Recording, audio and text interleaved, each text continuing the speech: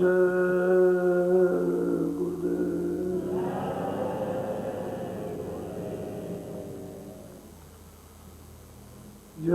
गुरुदेव नाम किसका जय गुरुदेव नाम किसका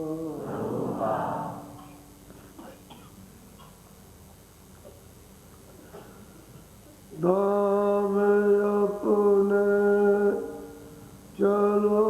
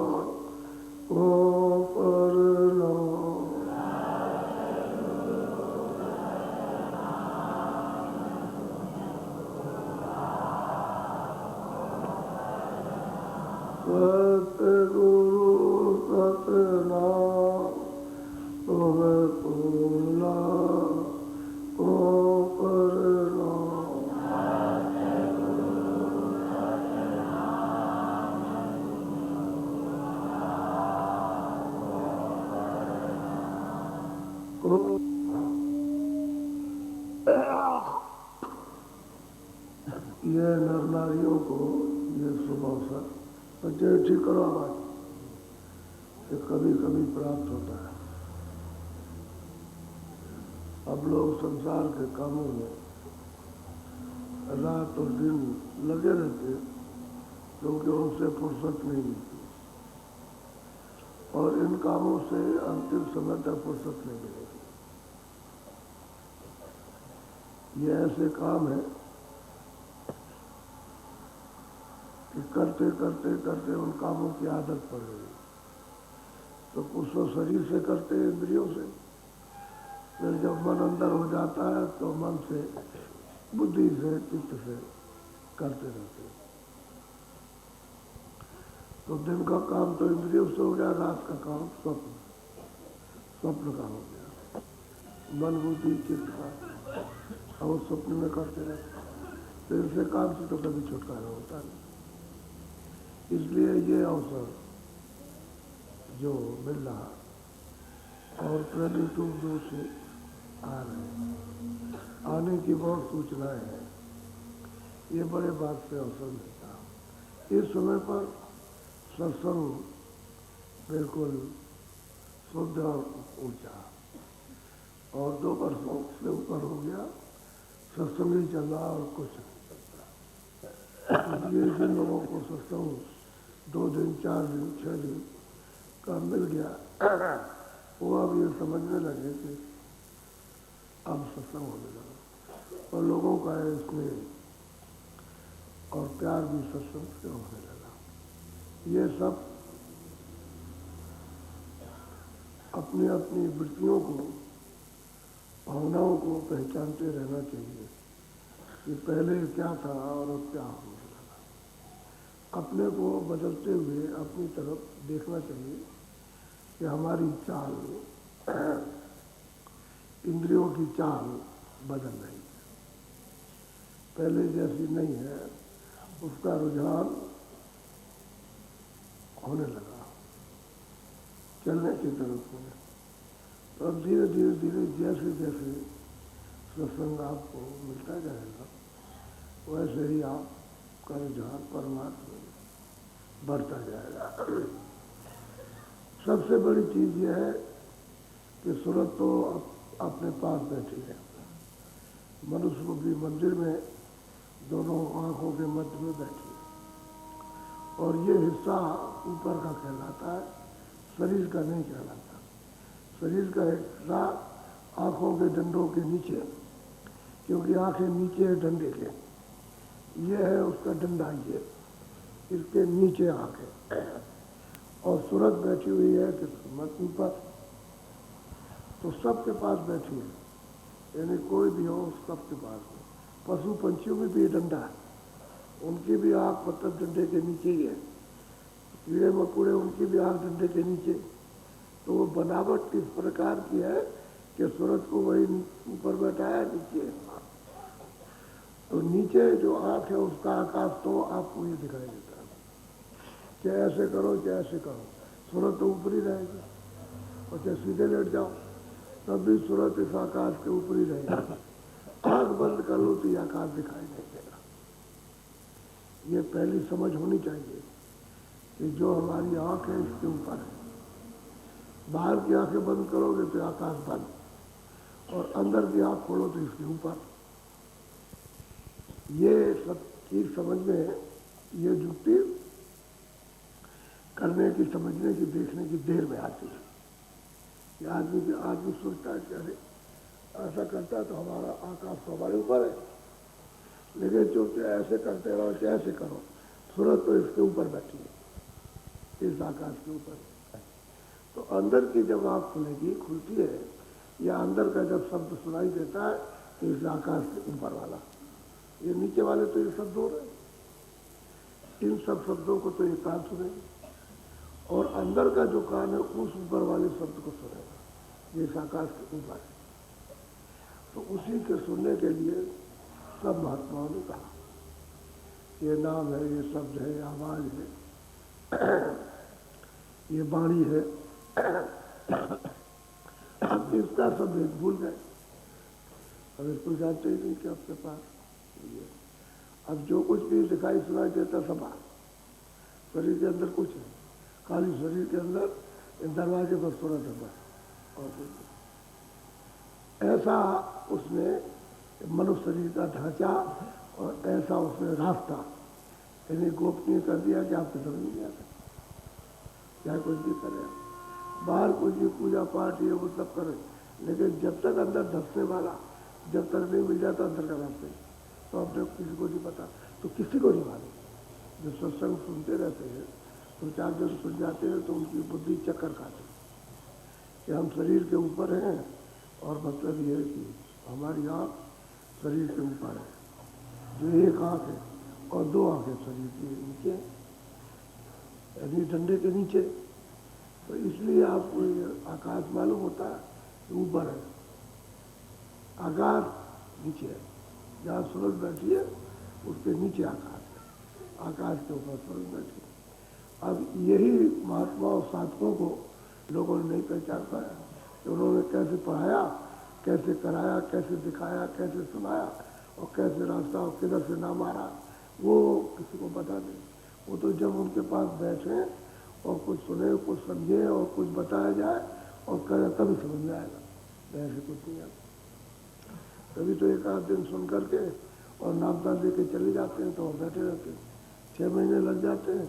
6 महीने के बाद कभी चलो भाई तो चले तो उनकी समझ कुछ आए। ये तो लगातार थोड़ा सुनना समझना चाहिए, क्योंकि ये करने का काम है, ये बात का काम नहीं है।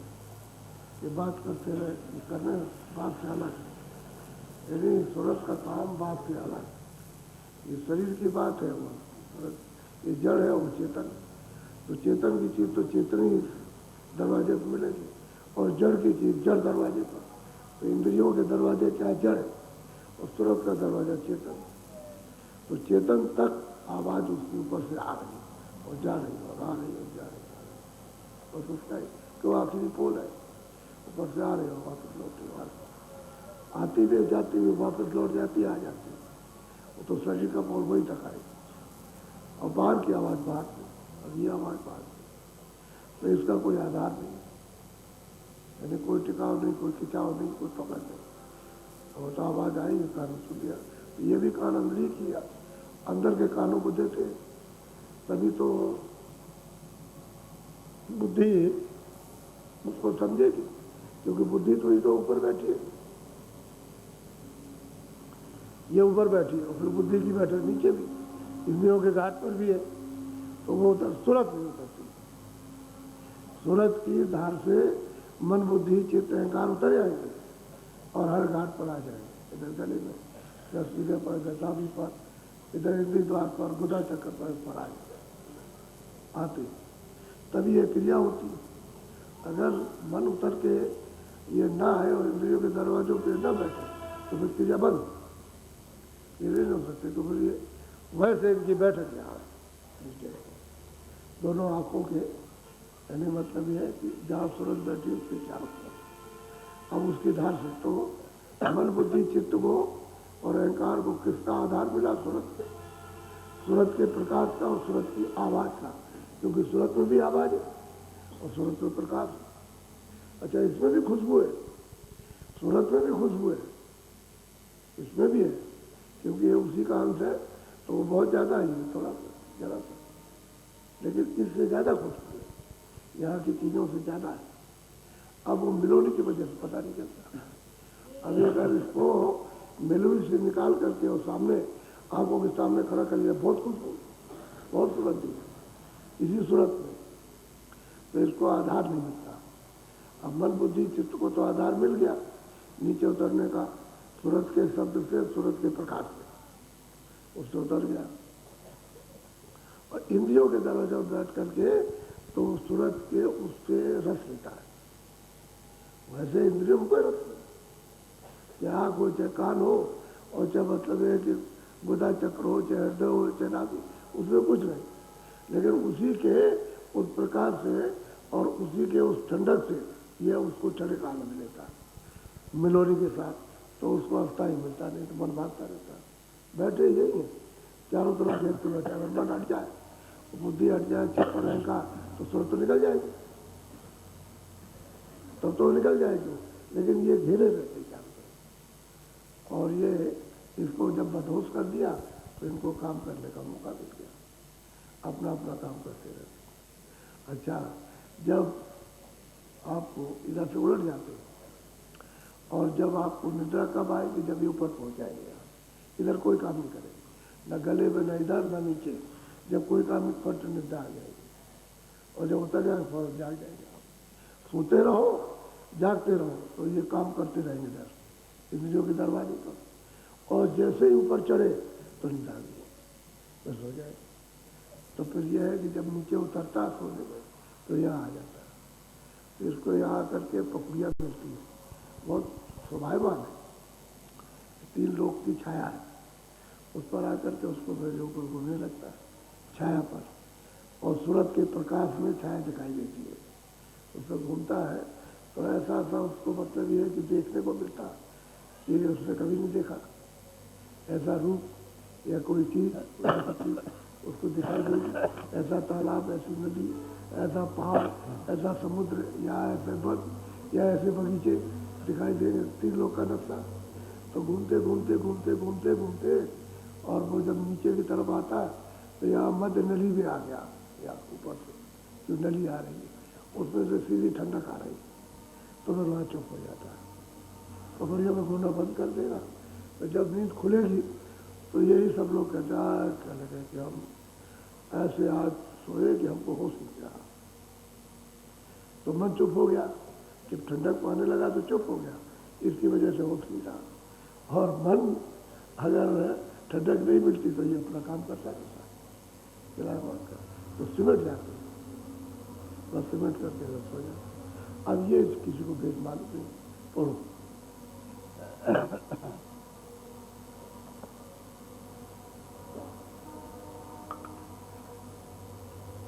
सतगुरु से मांगू यही, मोहि गरीबी देव, दूर बड़म्पन कीजिए, छोटा ही कर ले। हम कहते हैं भाई सदगुरु से क्या मांगते हैं कि हमको गरीबी दो, गरीबी भली है, कि सदगुरु से मांगते हैं कि उतना दो कि मैं भी भूखा ना रहूं और कोई आ जाए और भी भूखा रहे, गरीबी दो। और क्या मांगते हैं? और मांगते क्या है? चलेगा कि छोटा, वो अहंकार वो खत्म। एक तो गरीबी दो और छोटापन, नन्हा नन्हे। अब इसकी मांग कर रहे हैं। अब ये कौन मांग रहा है? साधक मांग रहे हैं, जो साधना कर रहे हैं कि हमको गरीबी दो और छोटापन। ये बड़ापन नहीं चाहिए, बड़े से तो बड़ा नुकसान हो गया। जितने छोटे बन जाओ उतने काम बचे, छोटे रहना चाहिए। और दुनिया की तमाम मलामत कहते हैं गंदगी, वो तो महात्माओं के ऊपर आए करती है, वो तो आती है। लेकिन प्रेमी जो चाहता है कि हे सतगुरु हमको गरीबी दो और छोटापन, और छोटापन रहेगा तो सब उसको प्यार करेंगे। महात्माओं को लोग क्या क्यों मानते हैं? कि वो सबको प्यार करते हैं, छोटे, इसलिए सब मानते हैं। जो उनका दुश्मन होता है, अब दुश्मन उनका नहीं कोई, लेकिन उनका मन दुश्मन, वो तो दुश्मन तो शत्रु तो गरीब बैठा, वही दुश्मनी करता है और वो दूसरों को दुश्मन समझता है। उनकी किसी से दुश्मनी नहीं है, वो तो मन से लड़ रहा है। तो अपने मन से जूझ रहा तो कहते छोटा नन्हा हो। जैसे लोगों को धूप रहती है, नन्ही धूप, छोटी छोटी धूप रहती है, कैसी बड़ी हो जाएगी तो वह तो जल जाती है, लेकिन छोटा है तो कहते हैं हमको ये दो चीज़ें दीजिए, एक छोटा और एक गरीबी। अगर गरीब रहेगा अच्छा ठीक है, हम अपने सोचे। अभी महात्मा सब गरीबी रहे और क्या रहे, सब गरीब रहे। रैदास जी, तुलसीदास, मीराबाई और महात्मा चरणदास जी, गोविंद साहब, गीता साहब, ये सब छोटे ही रहे, गरीब रहे। और कुछ अमीर नहीं है। जो लोग सोचते हैं कि वे अमीर होंगे, कुछ नहीं है। दूसरे की दौलत किसी की बैंक में रखी हुई है तो क्या वो जो वहाँ रात दिन गिनता और जमा करता है, लिखता पढ़ता हुआ अमीर है? उसका तो एक पैसा भी नहीं है। इसलिए महात्माओं के पास प्रेमी आते हैं, उनके पास तो कुछ नहीं, वो तो प्रेमियों का है, उनका तो कुछ है नहीं। तो किस बात का घमंड? अगर उसका कुछ हो उनका, तब तो ठीक है, घमंड हो, उनका तो कुछ है ही नहीं। ये हो तो बैंक वाले का कुछ नहीं, मेरे का क्या कुछ नहीं। ऐसे ही महात्मा होते हैं, उनका कुछ नहीं, प्रेमियों का सब कुछ है। अब वो भी तो जनता ही का है। अब पैसा जो जमा जनता ने किया है उसका तो कुछ नहीं, तो जनता का है। तो महात्माओं के पास जो आता हो तो किसका जनता है? उनका कुछ नहीं। हम कभी कभी आपसे कहा करते हैं, चलो मेरा तो कोई खर्चा है नहीं है। आप कपड़े ले आते हो तो लेते, मोटे ले आओ मोटे, मही ले आओ मही, कपड़े ले आओ, हमारा कोई खर्चा है। अच्छा, अब रह गया ये कि अगर मान लो कि आपने 100 धोती दी तो हम पहनेंगे 100, अरे हम तो जो रोज पहनते वही पहनेंगे, बाकी और असली चीज़ ये है जो जनता की चीज़ है, और जनता की असली नहीं हो सकती। तो महात्मा सब गरीब रहेंगे, सब कुछ, और छोटे रहेंगे, तभी छोटा बन के उठाएगा, बड़ा बन के कोई नहीं उठा सकता। छोटा बन जाते हैं तभी परमार्थ का भी लाभ और स्वार्थ का भी लाभ होता है, दोनों तरफ का। अब वो मांग रहे हैं भी कि गुरु हमको गरीबी दो और छोटा नन्हा ये दो, क्योंकि परमार्थ में चलना, छोटा हो जाएगा तभी परमार्थ में चल सकेगा, तभी साधन भजन कर सकेगा, तभी सूरत इस पिंजरे से, इस खोल से जो जड़ है उससे निकलेगी। और मोटा रहेगा तो बंधी रहेगी, फंसी रहेगी, उसमें बेड़ियाँ पड़ी रहेंगी, अब वो कट नहीं सकती और नन्हे में कट जाएगी। जितना ही छोटा रहेगा छोटे छेद में चला जाएगा, और जितना ही मोटा रहेगा छोटे छेद में नहीं जाएगा। चूहे के सामने छोटा छेद बना दीजिए तो उसमें मुड़ी करेगा, लेकिन फिर जब नहीं जा सकता तो खोदेगा, तो खोद के अपने जाने लायक बना देगा, तब जाएगा। ऐसे ही है कि सूरज छोटी बन सकती जा सकती है, जो तो बहुत छोटी है तो छोटे छोटे में वही जाएगी, और बीच में जो नहीं जाती है मोटा खोल है, ये बाहर का खोल है, ये पर्दों का, इससे नहीं जा सकते, पर्दे उतार दे चली जाए। तो नन्हा हो गरीबी, और जहाँ अमीर रहोगे तो तमाम विस्तार करोगे, उसमें फंस जाओगे, उसमें फंस जाओगे, लग जाओ, तो गरीबी अच्छी है। बोलो आदि पुरुष कृपा करो सब गुण छूट जाए। अब वो कहते हैं महापुरुष, और महापुरुषों से प्रेमी कहते हैं कि आत्पुरुष, आप उधर के मालिक हो और इधर शत्रु मालिक, उधर वो आत्पुरुष जिसने सबको पैदा किया। दोनों से प्रार्थना करते हैं कि ये सब अवगुण जितने भी है ये हमारे से छूट जाए, अवगुण रहेंगे। ऐसी दया करो कि अवगुण चले जाए और गुण आ जाए, तो अवगुण चले जाएंगे। जब धीरे धीरे लगते चले जाओगे, धीरे धीरे छोटे बनते जाओगे, प्रार्थना करते रहोगे गरीबी की, उसी के साथ अवगुण का बना होने लगेगा, विसर्जन होने लगेगा। जैसे किसी नदी में कोई चीज़ चलाने जाते हो कि चलो इसको फेंके, इससे हमको कोई मतलब नहीं, ऐसे ही चलने लगेगा। तभी तो काम क्रोध लोग वो ये सब पीछे भागते हैं। जैसे ही छोटा हुआ तैसे ही पीछे भागे, और जैसे ही बड़ा रहा कुछ नहीं है, ये कुछ नहीं ऐसा, तो घमंड आ गया। घमंड में काम नहीं करता। बोलो बोलो। साधो न लक्षण मिले चरण कमल की छाया। ऐसे अवगुण चले जाएंगे, छोटे हो जाएंगे, दीन हो जाएंगे, अवगुण निकल जाएंगे तो चरणों में सांस लग जाएगी।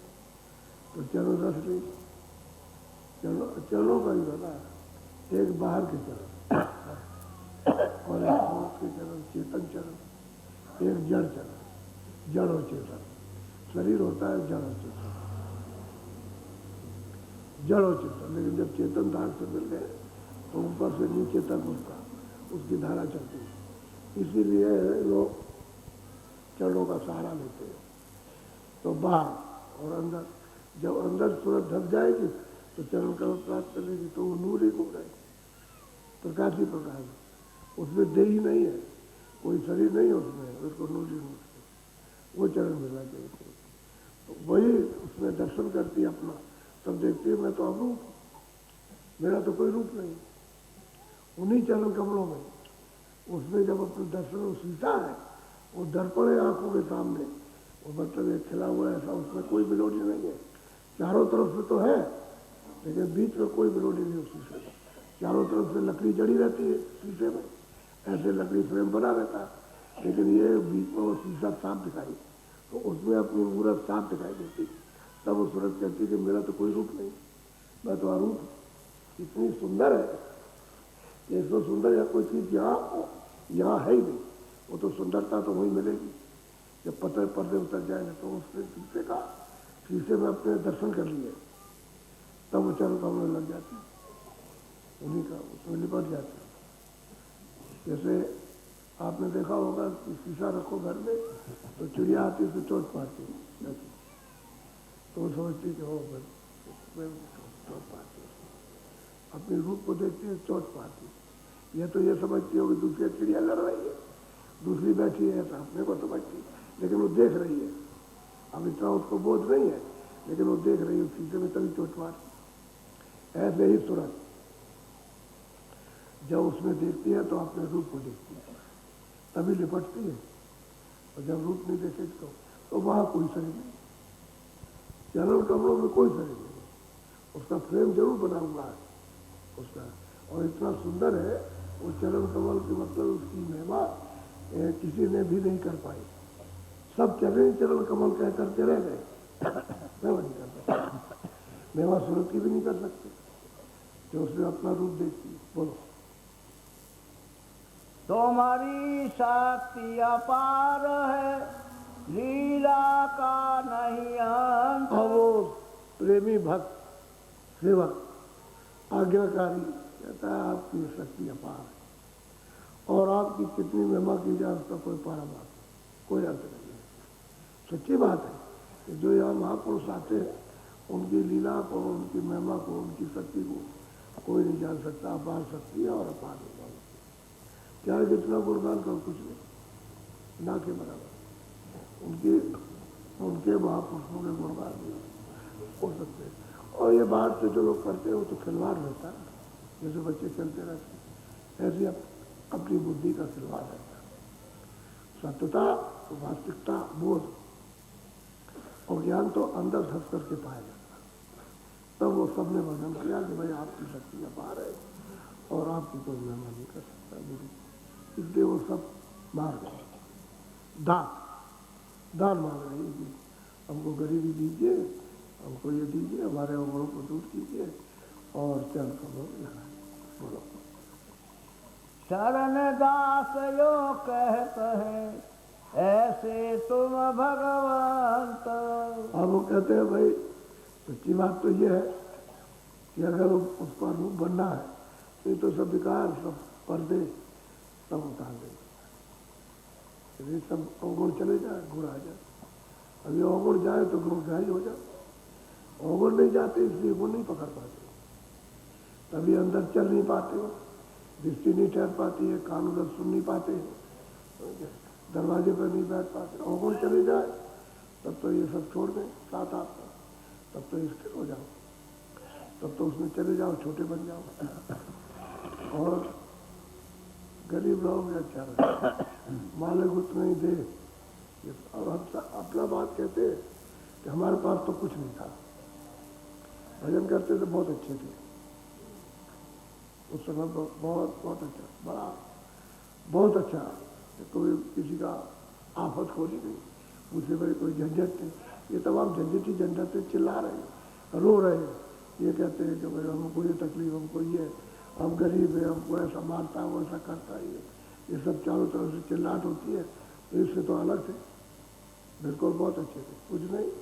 हम तो चुपचाप बैठे हुए और जब समय हुआ तो बस एक रोटी ले आए किसी घर से, और जिस घर से जाते थे कभी इनकार नहीं करता था, वो पहले से तैयार रखता था, ये बाबा जी आएंगे ले जाएंगे। तो हमने बहुत मतलब चले गए, ले आए और बस ले आकर के हम तो बस रहे। वो समय बहुत अच्छा। हम तो आफत, इसको आफत समझते हैं कि आफत हो सकती है। इसलिए स्वामी महाराज से प्रार्थना करते थे कि ये काम किसी और को दे दीजिए। हम तो आपका भजन करते थे, कि आप जो कहेंगे वो करोगे, या हाँ भजन करोगे हमारा, वो जो हम कहते हैं वही भजन है। वो जो कहेंगे उसको करोगे कि भजन करोगे? भजन क्या करोगे? वो स्वामी जी महाराज ने अपने सामने सुनाया, क्या करें, चुप रहे जो कौन सा। लेकिन हम इसको आफत समझते हैं। हम तो हमेशा सोचते रहते हैं कि आफत है, ये बड़ी मुसीबत है, क्योंकि लोग चलते हैं नहीं, और इधर इधर मचल जाते हैं, उधर मचल जाते हैं। उनके वहाँ भजन करें तो नहीं करते, और जब नहीं करते तो शिकायत करते हैं कि भजन नहीं होता, हम इस आफत में फंस गए, इस मुसीबत में फंस गए। ये रहती है मुसीबत, तो नहीं हो पाता। अब वो मांग रहे हैं, तो चरणदास कहते हैं कि अच्छा मालिक की दया तो हो जाएगी, हो जाएगी, और धीरे धीरे लगे रहो। अब सेवक मांगते हैं, तो ऐसे ही सबने अपने अपने समय में अपने गुरु से सब मांगा, ये चीज़ मांगी है कि कृपा करो, दया कर दो, और ये चीज़ें जो है इसको दीजिए, गरीबी और दीनता दीजिए, अवगुण दूर कीजिए और चरण कपड़ों में लगाइए, ये मांग करिए। और आप अथाह अपार है, आपकी शक्ति कोई पहचान नहीं सकता, ना आपकी महिमा कोई वर्णन कर सकता। आप आज पुरुष है, और सच्ची बात है कि जब आज पुरुष का संदेश लेके आए तो मतलब वही है। वो तो अगर तुम्हारा जाहिर रूप न बनाए तो तुम भाग जाओ, बड़ा सा रूप लेकर के आ जाए, सामने खड़ा हो जाए, सब डर के भाग जाए। तो ही छोटा रूप होना चाहिए जिससे कि उसको हजम कर ले। फिर भी महात्माओं के महापुरुषों को हजम नहीं कर पाते, नहीं ऐसे। इसलिए मांगते रहना चाहिए और प्रार्थना करते रहना चाहिए। इसी में दीन हो जाओगे, इसी में गरीब हो जाओगे, इसी में अवगुण निकल जाएंगे मांगते मांगते। इसी में सूरज घाट पर बैठ के, और मतलब यह है कि आँख खोलेगी, कान खोलेगी, उसको रस मिलने लगेगा, चढ़ाई करने लगेगी, ऐसे ही होता है। मांगते रहना चाहिए, प्रार्थना करते रहो तो काम बन जाएगा। ऐसे ही सबका काम बना। बोलो। तुम्हारी कहा सोते करूं, मोह पे कहीं न जा। अब वो प्रभु कहते हैं कि महाराज, हे गुरु जी, आपकी मैं क्या स्तुति करूं, मेरे पास क्या है, क्योंकि मैं तो कह नहीं सकता हूँ। अब वो सूरत उधर जाती है और वहाँ देखती है कि इनकी कौन स्तुति करेगा। हमारे पास स्तुति करने के लिए क्या है? कुछ नहीं। अब वही है कि अर्पण हो जाए, वही यही स्तुति है। तो कहते हैं हम कुछ कर नहीं सकते। बोलो। इतनी शक्ति न जीव की महिमा कहे बनाय। कहते हैं भाई जीव में तो कोई शक्ति है नहीं है और अपार अवाक अनंत है। अब जितना कहा जाता है उतना बहुत छोटा है, थोड़ा है। कृपा करो अनाथ पर तुम हो दीनानाथ। अब वो कहते हैं दया कीजिए, इस अनाथ पर इसका कोई सहारा नहीं है और आप दीनों को दया करने वाले कृपा निधि हो, तो आप कृपा करो। आप वो धन संपत्ति जो जीव क्या कर सकता है? जीव तो कुछ जानता नहीं। इस पर दया कीजिए, कृपा। सही बात है, जीव कुछ नहीं जानता। जो उस मालिक को भूल गया रास्ते दूर दराज आकर के अकेला पड़ा, उसका यहाँ कोई नहीं है। सब नोच घटूट सब रहे, सब। अमीर बन जाओ तो नोचो घटूटो और गरीब बन जाओ तो नोच घटूटो। चार तरफ से नोचे घटूट पे कोहरा मचा हुआ। कहते हैं कि आप दीन दयाल जीवों पर दया करने वाले, जीव पर दया कीजिए। और सही बात से दया कभी की जाती है, शक्ति नहीं की जाती, दया होती है। और डांट फटकार भी अति दया। जितने डांटे फटकारे किसी को उतनी उनकी दया होती है। और जितने चुपकारे बस तुम उसमें मतलब भूल जाओगे और फूल जाओगे तो मोटापन आ जाएगा। हमको तो बहुत मानते हैं, उसको डांटते। हमने स्वामी महाराज के सामने देखा, एक को प्यार किया, दूसरे को डांट लगाई, डांटा उन्होंने। कहने लगे वो तो बहुत डांटते रहते उनको, समझिए। और डेट को डांटते उसी से करे प्यार, उसी से प्यार करते। और वो समझता है कि मुझे पाते, मुझे चाहते, तो उसको घमंड आ गया, पाने वाले ने पा लिया और घमंडी रह गया, उसे कुछ नहीं मिलता। तो महात्मा डांट फटकार करे, उनको प्यार है, अति प्यार है। और जिससे प्यार करते हैं वो बस नहीं समझ पाता, उनको समझ नहीं सकता। बोलो बोलो। हाथ जोड़ मांगू यही मम सिर तुम्हारे हाथ। अब वो कहते हैं दोनों करो को, ये नहीं, ये हाथ नहीं है, आप दोनों कर जो ये इनको जोड़ करके और आपसे ये दान मांगे, दोनों करो को। यानी सूरत की जो दो राह है उसको जोड़ करके एक करके ये दान मांगते हैं। और सब ये आपका है, ये सूरत आपकी, सूरत आपकी, ये दान मांगते हैं और कुछ नहीं मांगते कि आपकी सूरत है। और किसी तो जब सच्चा भक्त बन जाएगा ये विकार दूर हो जाएंगे और अंदर दर चले चरण दर तो पाएंगे, उसी चरण दौड़ हो सकता कि ये सब आपका, ये सूरत आपकी है और किसी नहीं। और चरण कमलों में लिपट जाती। बोलो। ये उल्लास आनंद भयो रोम रोम भयो चैन। कहते हैं कि ये सूरत के हृदय में जब विकार, जब पर्दे निकल गए, दृष्टि खुल गई, चरण कम में लगे आती है उसका उल्लास, बहुत प्रसन्नता, बहुत खुशी, वो तो गदगद होती है। ये भी किसी साधक को अगर प्राप्त हो जाए चरण कमल, तो ये मामूली चीज नहीं है, ये तो बहुत बड़ा आनंद है। तो कहते हैं अति उल्लास हुआ, अति खुशी हुई कि हमने अपना शीश, अरे अपना सब कुछ दे दिया, अब हमारे पास कुछ नहीं, सब चरपुर अर्पण कर दिया।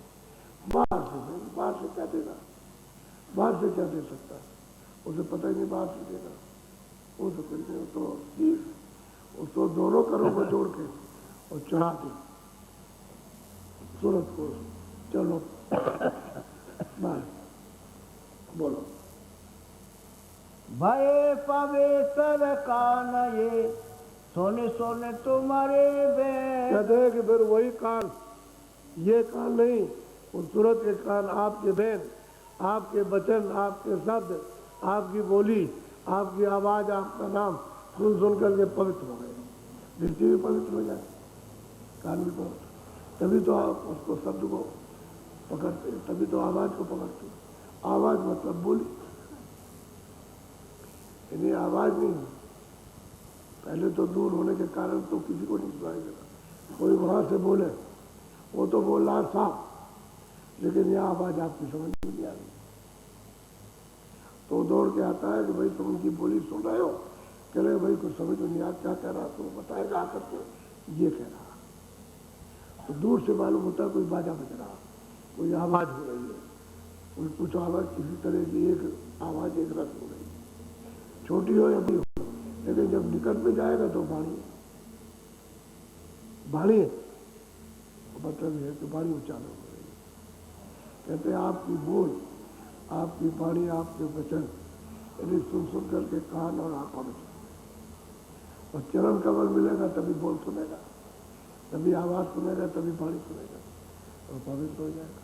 उसमें धुलाई होती है ना, धुल जाता है एकदम बिल्कुल साफ, और कहते हैं हृदय बिल्कुल स्वच्छ पवित्र निर्मल हो जाता है और बिल्कुल दमकने लगता है, दम दम दम चप चप चप करता है। आँख बंद करो तो उजाला, खुले रहो तो उजाला, हर वक्त उजाला। और उजाले में गुम हो जाओ, उसी में गुम हो जाओ, नहीं उसमें मिल जाओ उजाले में, तो बस आप सो गए, उस उजाले में सो गए। एक अंधेरे में सोते हो, एक उजाले में सोते हो। अंधेरे में भी जब ज़्यादा अंधेरे में चले गए आपको होश नहीं, ज़्यादा उजाले में चले गए घर का होश नहीं, होश ही नहीं। और दोनों अवस्थाएं खत्म, ये जागृत भी और स्वप्न भी और उजाले में आ गए। तो कहते हैं कि भाई आपके पे बोल सुन सुन करके और पवित्र हो जाएंगे, तो सच बोलो।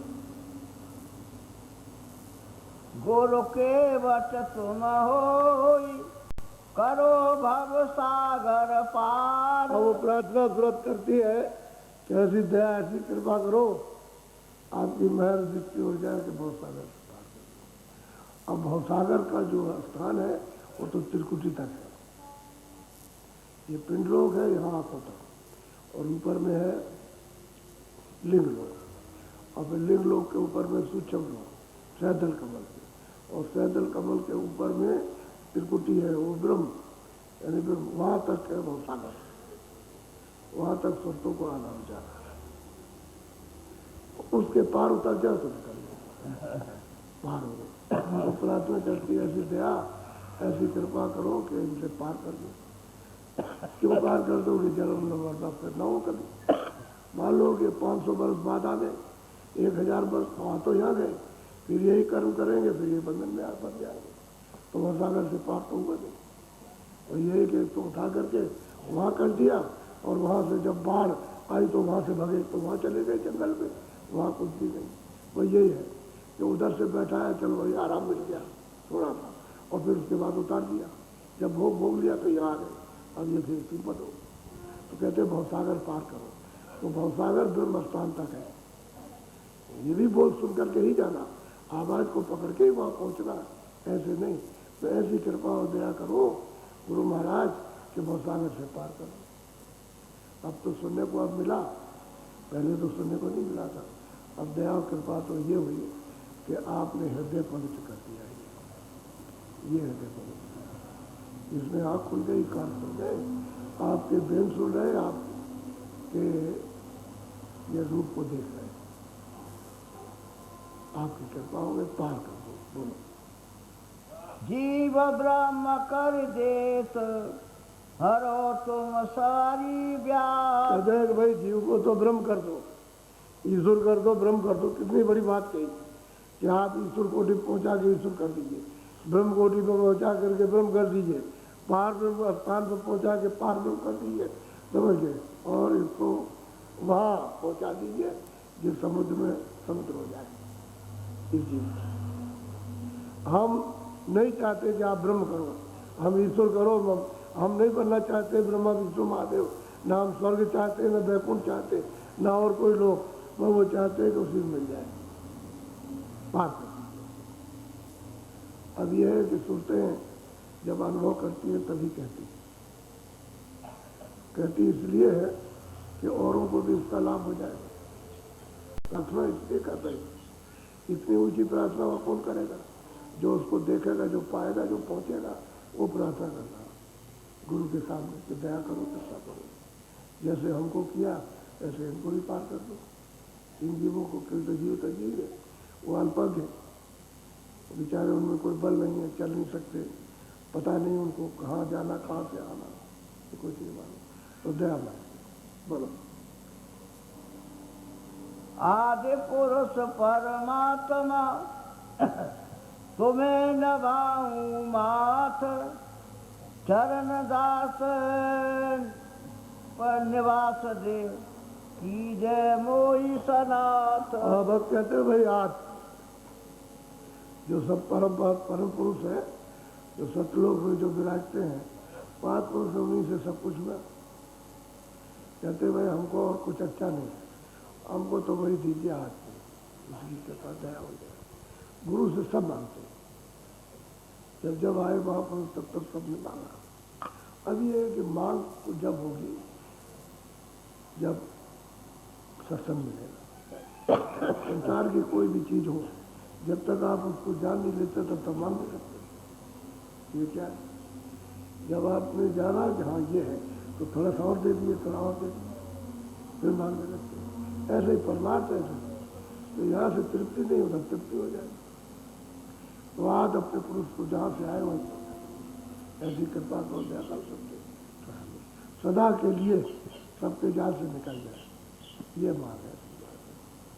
तो यही प्रेमियों को अपनी बात पूरा सुन, उनको सुनना जो लोग आएंगे, या दूसरी कोई बात किसी तरह की कोई चीज़ आपको यहाँ मिलेगी नहीं, दूर रहो न जानो, सबको ये अवसर प्राप्त हो रहा, और ये चीज़ें आपको मिलेंगी नहीं, मैं आपको बताता हूँ। क्योंकि ये शरीर है, किराए का मकान है, कभी भी खाली हो जाए। कह रहे थे हम तो वैसे मतलब ये है कि तैयारी है, लेकिन अब यह है कि किसी वक्त भी जा सकता है। किराए का मकान तो उसका क्या भरना, मकान तो अपना नहीं, मकान तो उसने अपना दिया है, तो उसका मकान है, उसके मकान के रह रहे, कभी भी आदेश करेगा कि भाई अब समय पूरा हो गया, मकान खाली कर दो, तो उसी समय खाली करना तुरंत, उसमें देर नहीं करनी चाहिए। आपको ये सुनाया जा रहा है कि भाई सुन लीजिए, फिर ये सुनने को चीज मिलेगी नहीं। क्यों नहीं मिलेगी, क्या आप खोज तो सकते नहीं। जब कहा जा रहा है कि खोजो खोजो, भाई किसी बात उनको खोजो, कहीं भी मिले, पूरा पश्चिम उत्तर दक्षिण किसी जात में मिले, आपको ये जात पात का भी कोई झंझट नहीं, कहीं ना कहीं मिल जाए, लेकिन खोज नहीं पाओगे। तो सुन तो लो कम से कम, ये कान में बातें पड़ी रहेंगी, अगर कोई मिल जाएगा तो समझ जाओ कम से कम कुछ, और नहीं तो फिर ये रहेगा। सत्संग बहुत जरूरी है, उसी से मांग आ जाएगी, मांगने लगोगे मांग आ जाएगी, दया होने लगेगी। जब तक मांग नहीं आती है तब तक क्या होता है। तो आप अपनी मांग करो। अब क्या मांग रहे हैं गरीब, कहते हैं हम छोटे का, हमको नन्हा बना दीजिए। और फिर यह है क्या हो मांगते हैं कि हमारे हमारा मन बुद्धि चित्त मोटा हमारा अंतःकरण और सूरत को धो डालिए, ये बात। और हमको आज पुरुष जो सबका सृजनहार है उसके पास पहुंचा दीजिए। अब पहुंच गए तभी तो, जब पहुंच जाते हैं तब ये प्रार्थना होती है। नहीं वैसे सेवा क्या करना जाने, तो कुछ नहीं जानते। बोलो जय गुरुदेव। अब दोनों चीजें हैं, एक तो ध्यान, एक ध्यान। सुबह जब उठा करो ध्यान, इधर 4 बजे उठो, वैसे उठते हैं लेकिन उठना चाहिए 4 बजे, तो आपको पहले ही से आदत डाली जाती 3 बजे, उठ जाइए उठ जाइए उठ जाइए उठ जाइए, तो बहुत देर में तैयार होते हो। और आप अपनी इच्छा से उठने लगो, चलो 3 बजे उठ जाओ, इच्छा से उठ जाओ, थोड़ी देर के लिए ध्यान से बैठ जाओ। अगर ध्यान नहीं करते हो थोड़ा सुमरन कर लो, सुमरन नहीं कर सकते तो भजन कर लो।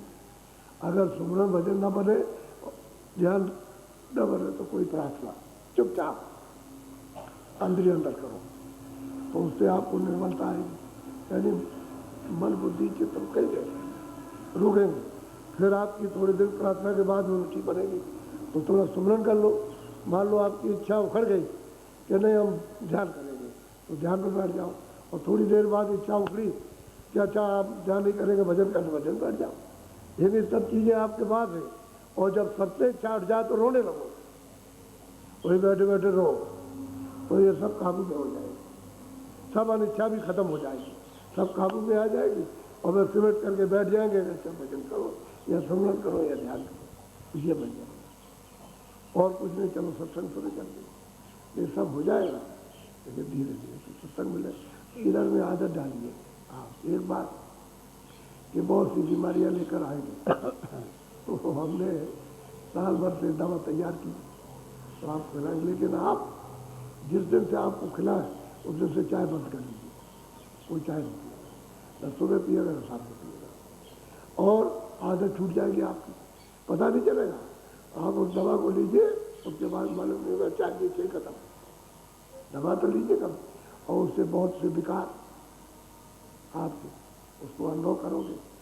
अभी अपना अपना अनुभव को जरा भी मत परहेज करोगे तो हम जिम्मेदार नहीं, हम जैसा बताए वैसे करो, आप जैसा जैसा कहे वैसा कीजिए, तब तो ठीक है, तब तो उसका फायदा लीजिए। और वैसे आप अपनी इच्छा से मन की अपना मन मुख से करते रहते, फिर हम उसकी बात नहीं करेंगे। तो इधर जब ऐलान करेंगे तो क्या छोड़ेंगे, और जो आपको दिया जाए वो आप सेवन कीजिए। फिर इच्छा रहे तो दिन में आप 9 बजे 9:30 बजे नाश्ता करो, नहीं कोई जरूरत नहीं, क्या जरूरत, और तो ताकत आपको पूरी मिल जाएगी, क्या जरूरत है नाश्ता करने की। वही 2 बजे के लगभग भोजन करो, एक टाइम बात, और शाम को फिर वो खाओ जो दवा दी जाए, फिर खाओ उसको, फिर लीजिए। तो शाम को भी दूध की भी इच्छा नहीं और चाय की भी इच्छा नहीं, और क्या चाहिए आपको, चाहिए क्या, इच्छा की तो बात है ना, इच्छा दौड़ती रहती है कि चलो भाई चलो ये करें, चलो वो करें, ये बात है। तो आप ये काम एक बार एक आहारी और सनातनधारी, अच्छा मतलब शरीर ठीक हो जाए, ये काम करो। और हर वक्त पूछते रहते हो, पेट को पूछते रहते हो, तो उसमें मतलब ये कि उसकी नसें और उसकी आंतें खराब हो जाती, और फिर मतलब ये कि विकार पैदा होने लगते हैं। तो आपको पता तो चलता नहीं, दे दवा, दे गरम दवा, दे गरम, और भी खराब कर देते हैं, तो तब दवा नहीं लगती। यहाँ यही चिल्लाते कि हम दवा तो सब खा लिया, तो बात हमको भी मालूम है कि सब खा के आ रहे हैं, तभी यहाँ चिल्ला रहे हमारे पास तो कोई दवा बनी नहीं, कोई दवा हमने बांध के रखी है कि तुमको पुड़िया खोल के देते जाएंगे। अरे उसको समझना चाहिए कम से कम, तो जो तुमने दवा खाई है अब वो जैसे खिलाया जाए वैसे खा लो। दवा तो दवा ये 5 तत्वों की है, यही पानी है, और यही मतलब ये है कि ये अग्नि है और वायु और आकाश, और ये और इसी की दवा, इसको पत्ती को निकालिए, इसको कूट काट करके और फिर इसको गर्म करके, और ये सब मिल जाएगा, पानी भी इसमें आगा, ये वायु भी इसमें, आकाश भी, सब बना के, और ये शरीर भी 5 तत्वों का है और दवा भी 5 तत्व, इसमें जो कमी हो जाएगी ये दवा होती है, 5 तत्व जो कमी होती है तो उसको पूरा कर दो, ठीक हो गया। और पूरा न करो, कम करते जाओ तो शरीर बिगड़ गया, तो काम नहीं करेंगे। दवा इसीलिए है कि 5 तत्व है। और नवद से बात, कब, पित्त, ये 3 नाड़ियाँ होती थी, तीनों चीजें, बात कितना, कब कितना, पित्त कितना, इसी पर सब दवाएं होती थी। अब उनका ताला लगाया इधर उधर, दे गरम दवा, दे गरम दवा, बस आपने उसको खाया। अब उस संयम से तो खाना नहीं, एक एक आदमी 8 और 10 को बात खाया, जैसे मतलब ये कि नमकीन खा रहा है ऐसे खा लिया। अब ये सब बातें हैं, पहले बड़े लोग एक ही चीज देते थे, अब ये तब कीजिए तब तो सब, अब आप सब लोग कोई बोलेगा नहीं, 1-2 दिनों में तो बिल्कुल बंद करो आवाज, ज़्यादा बक करते हो, बंद करते हो, तो उसका फल भी मिले। आप ज़्यादा बोले चुप रहे, और जितने भी हमारे कर्मचारी अधिकारी हैं उनका मान सम्मान, जो भी शहर के हो या बाहर के हो, बाहर से भी आते हैं यहाँ बहुत, यानी बाहर से छोटे बड़े बहुत आते हैं, तो उनका भी मान सम्मान, क्योंकि छोटे आदमी को तो ये सब करना ही है, तभी तो कुछ पाएगा, और छोटा नहीं करेगा तो कुछ नहीं पा सकता। अच्छा वो भी घमंडी और आप भी घमंडी, आप भी नहीं सुनते, वो भी नहीं सुनते, तो क्या पाएंगे। आज जब छोटे हो जाओगे, सेवा करोगे, पकड़ने लगेंगे, तब पकड़ लेंगे, तब नम्र हो जाएगा, फिर क्या करेंगे, सबसे प्यार कर देंगे। तो छोटे बड़ों की तो परख पहचान रखना चाहिए, और वो आप अपने छुपन से, अपनी दीनता से कितना मतलब ये कि उनको दे सकोगे, ये तो बाद में लोगों को मालूम होता है कि उन्होंने क्या चीज़ प्राप्त की। ऐसी तरह से सब आपके साथ आए, उनकी सेवा करो, समझ जाए, प्रेम को सेवा करते। जब तुम उनके जाओगे, जो सीख के जाएंगे ना, वो तुम्हारी सेवा करेंगे। आप देख लो, एक हाथ से ताली नहीं बजती है, वो दोनों हाथ से बजती है। जब आप करोगे तो आप उनके यहाँ जाओगे तो वो भी करेंगे। यह आशीर्वाद, ये सब सीखना चाहिए। हमारे यहाँ का गुण था, ये सब गुण था यहाँ का, मनुष्य गुण इसको कहते हैं। इसको मनुष्य सेवा और उसको गुण, ये सदगुण है मनुष्य का। तो वो सब त्याग दिया और किसी को दिया, इसलिए गड़बड़ी हो गई। सब ये गड़बड़ियाँ और क्यों हो गई समाज में, सब जगह ये हो गई। ये सब ने महात्माओं के जो मार्ग थे, जो उपदेश थे, जो सेवाएं थी, वो करना छोड़ दिया आपने। इसलिए और वही अगर करना आ जाए तो सब लोग आ जाए। आपके यहाँ बड़े से बड़े कितने अच्छे बन गए, और किस तरह से छोटेपन से आते आ रहे, नहीं अब मैं करूँगा, मैं सेवा करूँगा। इसीलिए सब सीख जाते हैं, सब समझ जाते हैं, तो फिर आदर मान सम्मान सब लोग एक दूसरे से पाने लगते हैं, प्राप्त करते हैं। तो अब बैठो आप भजन पर, समझे? जब मैं आवाज दूंगा तभी उठना, और मन और चित्त को, बुद्धि को वहीं रोक के रखो कानों के पास, और ऊंचा ध्यान दे करके सुना करो।